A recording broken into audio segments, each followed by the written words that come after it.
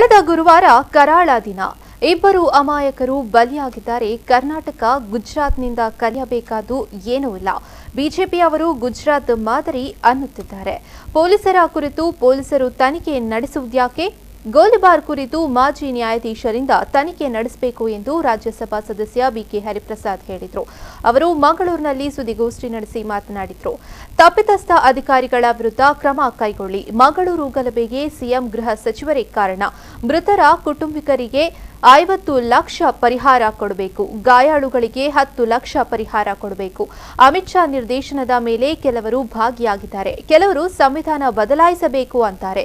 ಯಡಿಯೂರಪ್ಪ ಲಾಠಿ charge ಮಾಡಬೇಡಿ ಅಂತಾರೆ. ಹಾಗಾದ್ರೆ ಮಂಗಳೂರಲ್ಲಿ ಯಾರ ಆದೇಶದ ಮೇರೆಗೆ ಲಾಠಿ ಚಾರ್ಜ್ ಆಯಿತು ಎಂದು ಪ್ರಶ್ನಿಸಿದ್ರು.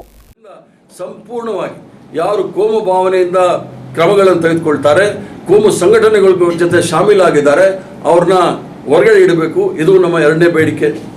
ಮೂರನೇ ಬೇಡಿಕೆಯಿಂದ ಅಮಾಯಕರ ಮೇಲೆ ಹಲ್ಲೆ ನಡೆದಿದೆ, ಗೋಲಿಬಾರ್ ಆಗಿದೆ, ಹತ್ಯೆ ಆಗಿದೆ. ಪೊಲೀಸ್ ಕಮಿಷನರ್ ಮೇಲೆ ಮತ್ತು ಯಾವ್ಯಾವ ಅಧಿಕಾರಿಗಳು ಆ ಗೋಲಿಬಾರ್ಗೆ ಕಾರಣಕರ್ತರಾಗಿದ್ರು ಅವ್ರ ಮೇಲೆ ಕೊಲೆ ಆಪಾದನೆ ಮೇಲೆ 302ನಲ್ಲಿ ಕೇಸ್ ಬುಕ್ ಮಾಡಬೇಕಾಗುತ್ತೆ. ಪೊಲೀಸ್ ಕಮಿಷನರ್ ಇರ್ತಕ್ಕಂಥದ್ದು ಜನಗಳ ಆಸ್ತಿ ಪಾಸ್ತಿ ರಕ್ಷಣೆ ಮಾಡಲಿಕ್ಕೋಸ್ಕರ ಇದ್ದಾರೆ ವಿನಾಕಾರಣ ರಾಜಕೀಯ ಕೊಲೆಗಳು ಮಾಡಲಿಕ್ಕೆ ಸಾಧ್ಯ ಇಲ್ಲ.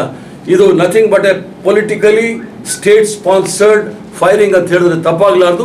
ಆದ್ರಿಂದ police commissioner, Yediyurappa, home minister ಇವರೆಲ್ಲರೂ ಸಹ ಹೊಣೆಗಾರರು.